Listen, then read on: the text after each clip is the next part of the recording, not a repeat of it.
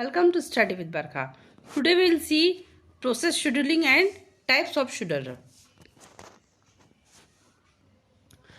Process control block हमने previous video में देखा है कि हर प्रोसेस के साथ एक प्रोसेस कंट्रोल ब्लॉक एसोसिएटेड होता है।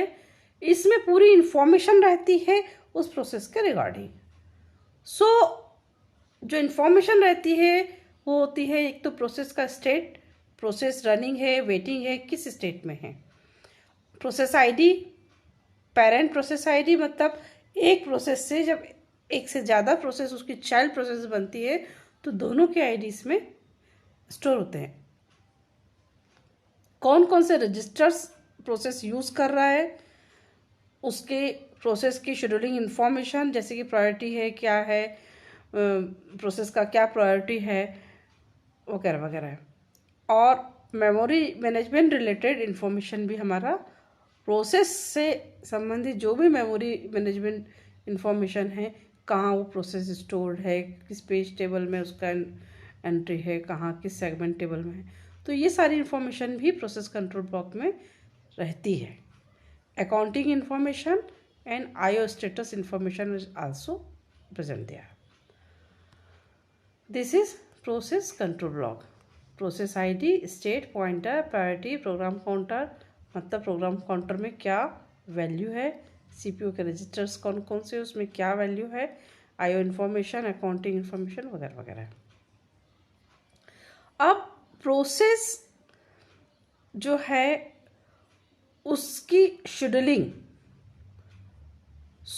शेड्यूलिंग मतलब कि जो प्रोसेस है उसको हम सीपीयू में अलोकेट जब करते हैं तो किस प्रोसेस को अलोकेट किया जाए, that is called process scheduling. इसको हम सीपीयू शेड्यूलिंग भी कह सकते हैं। तो बहुत सारी प्रोसेसेस रहती हैं, खासतौर से हमारा जो मल्टी टास्किंग सिस्टम होता है, इसमें कई प्रोग्राम आपके सीपीयू में एक साथ आपको रन हो रहे हैं ऐसा फील होता है। तो कई सारी प्रोसेस को सीपीयू साइमल्टेनियसली या वन बाय वन या अलग अलग पॉलिसी के अकॉर्डिंग सर्विस देता है, और उसका मेन उद्देश्य ये रहता है कि उसका जो सीपीयू यूटिलाइजेशन है ज़्यादा से ज़्यादा हो, थ्रूपुट अच्छा हो, और मैक्सिमम यूज़ ऑफ सीपीयू हो। ऐसा ना हो कि प्रोसेस अपना इनपुट आउटपुट वर्क कर रही है और सीपीयू उसके लिए वेट कर रहा है। तो जब तक एक प्रोसेस आईओ वर्क या अदर वर्क कर रही है तब तक सीपीयू दूसरी प्रोसेस को एग्जीक्यूट करता है। तो इसी प्रकार से हमारा जो शेड्यूलर होता है वो सीपीयू को प्रोसेसेस अलोकेट करता है। तो दो प्रकार की शेड्यूलिंग होती है, एक non pre-emptive, when the currently executing process give up the CPU voluntary, मतलब कोई प्रोसेस है जो सीपीयू में एग्जीक्यूट हो रही है तो वो सीपीयू से तब तक एग्जीक्यूशन में है, वो जब तक सीपीयू को नहीं छोड़ेगी जब तक कि उसका वर्क फिनिश ना हो जाए या उसको किसी अपने या इनपुट आउटपुट डेटा की या आईओ डिवाइस की ज़रूरत हो। मतलब वॉलंटरी मतलब अपनी मर्जी से ही सीपीयू को वो लीव करेगी। बट प्रीएम्प्टिव शेड्यूलिंग में क्या होता है, when the operating system decides to favour another process preempting the current executing process. मतलब अगर ऑपरेटिंग सिस्टम जो है वो डिसाइड करता है कि नहीं, मुझे ये जो प्रोसेस रन हो रही है इसको स्टॉप करना है और इसके अलावा कुछ और हायर प्रायोरिटी प्रोसेस है उससे मुझे एग्जीक्यूट करना है, मतलब सीपीयू को।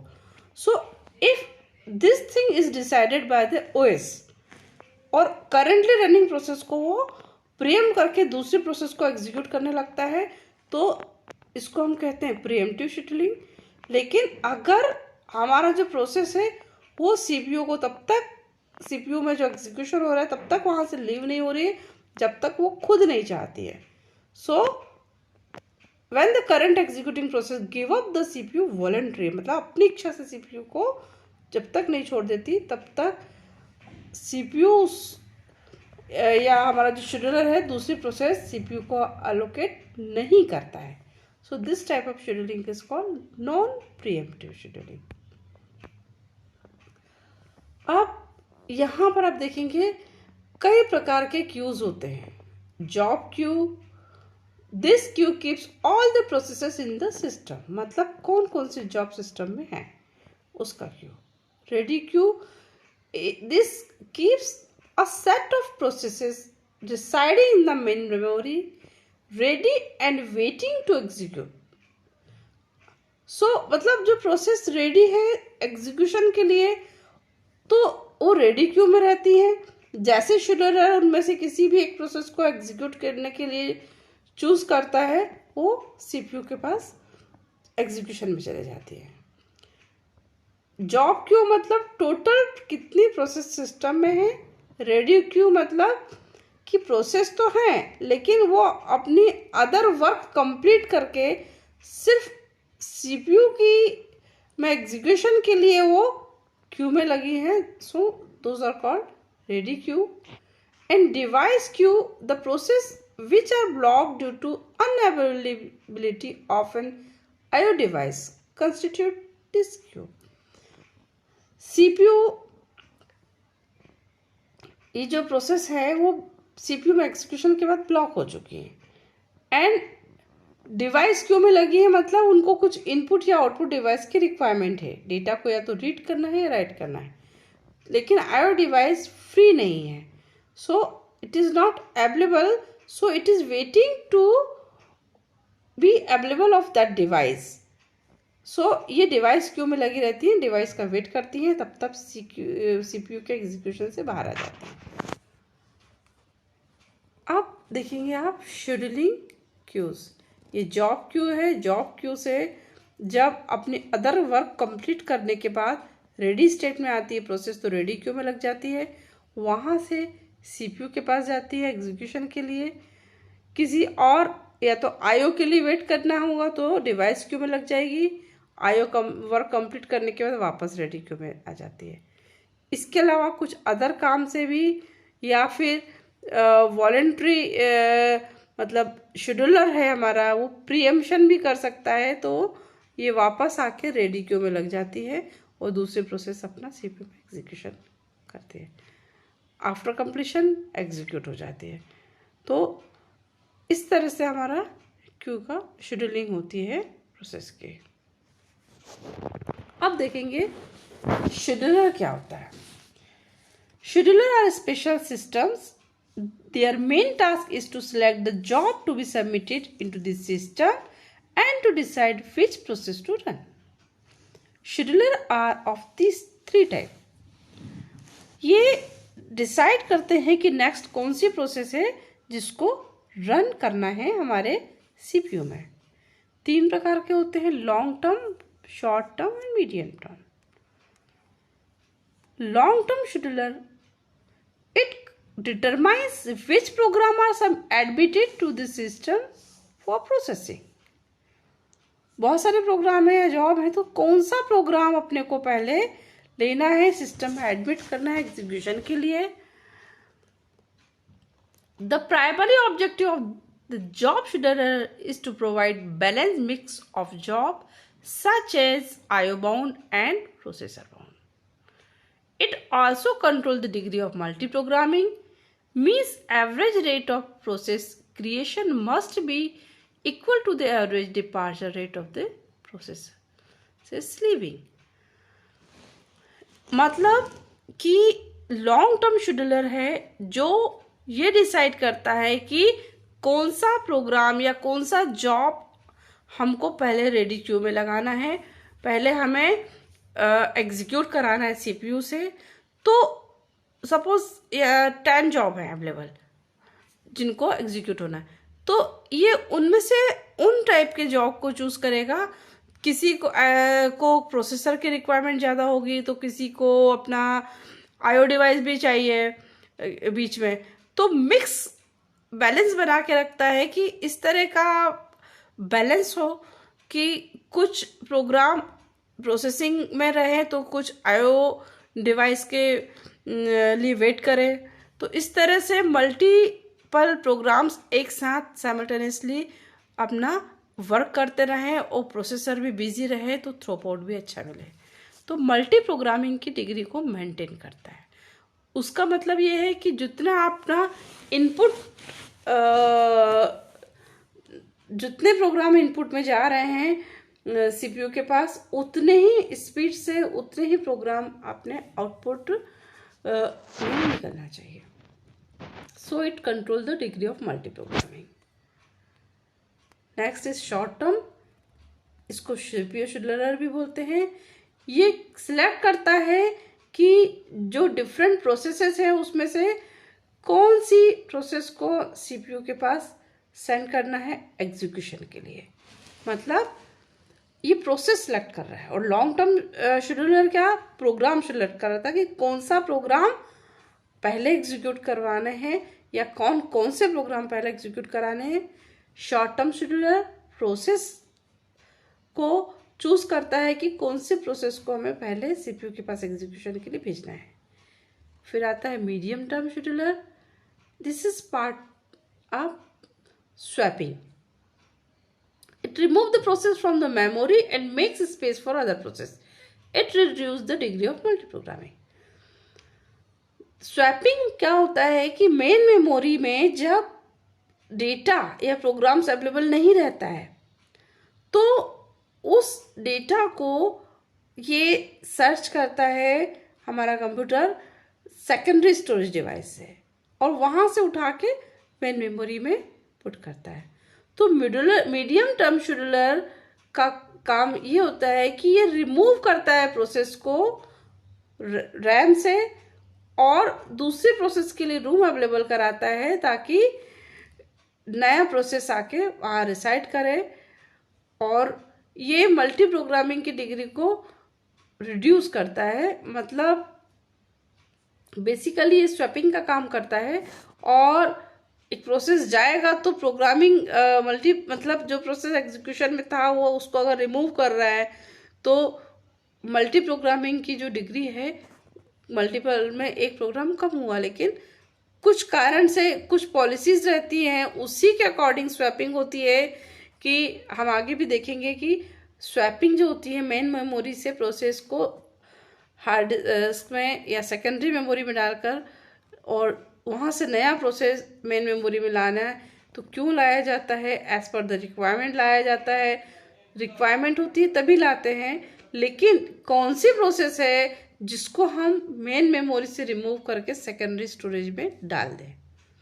क्योंकि सेकेंडरी स्टोरेज से अगर हम रैम में कुछ ही प्रोसेस को लेकर आ रहे हैं ये तभी ला रहे हैं जब उसको कॉल किया जा रहा है, उसकी रिक्वायरमेंट है। लेकिन पॉलिसी उसके लिए बनी होती है कि जो रैम में ऑलरेडी जो प्रोसेसेस हैं, जो डेटा है, उसमें से कौन सी प्रोसेस को हम सेकेंडरी स्टोरेज में डालें। तो इसके लिए डिफरेंट पॉलिसीज़ हैं जो हम आगे देखने वाले हैं। तो ये चूज करता है कि कौन से प्रोसेस को हमें प्राइमरी से सेकेंडरी स्टोरेज में हमें डालना है। This is the task of medium term scheduler. ये देखेंगे आप, ये रेडी क्यू है। रेडी जब प्रोसेस आपकी रेडी रहती है तो यहाँ पर आएगी रेडी क्यू से। जो रेडी प्रोसेस है, रेडी स्टेट के बाद रनिंग स्टेट में आती है। रनिंग स्टेट में मतलब सीपीयू में रन हो रही है। अब लॉन्ग टर्म शेड्यूलर का काम ही होता है कि कौन सा जॉब या कौन सा प्रोग्राम, जैसे कि नया कोई प्रोग्राम है या नया प्रोसेस है तो लॉन्ग टर्म शेड्यूलर उसको चूज करेगा कि कौन सा प्रोग्राम में आपको लेना है एग्जीक्यूशन में, और रेडी स्टेट में आ जाता है वो। और रेडी स्टेट में आने के बाद रनिंग स्टेट में आएगा, जो कि रेडी स्टेट के रेडी क्यू है। तो रेडी क्यू में से कौन कौन सी प्रोसेस है, कई प्रोसेस है, तो कौन सी प्रोसेस को आप सीपीयू के पास रन करने के लिए, एग्जीक्यूट करने के लिए सेंड कर सकते हैं। तो ये काम होता है चूज करने का शॉर्ट टर्म शेड्यूलर का। और उसके बाद यहाँ पर जो मीडियम टर्म शेड्यूलर है ये क्या कर रहा है, ये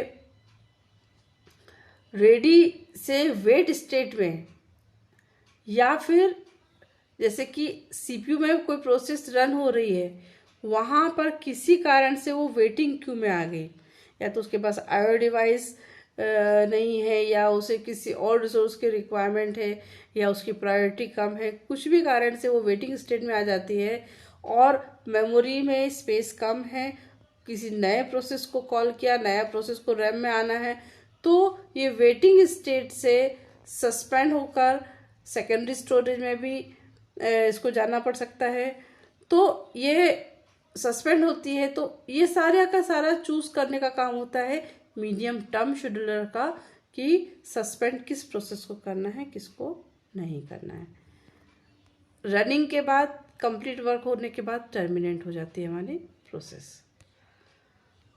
this is difference. Long term scheduler it is job scheduler, it is short term मतलब सीपीयू शेड्यूलर है, ये प्रोसेस को सिलेक्ट करता है। मीडियम टर्म शेड्यूलर ये स्वैपिंग शेड्यूलर है कि किस प्रोसेस को प्राइमरी से सेकेंडरी मेमोरी में जाना है।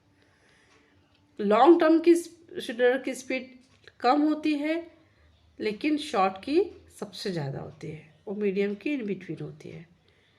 Long term control the degree of multi programming, whereas short term provide lesser control over degree of multi programming, क्योंकि ये प्रोसेस लेवल पर होता है, प्रोग्राम लेवल पर नहीं होता है, तो ये इसका ज़्यादा कंट्रोल नहीं होता है।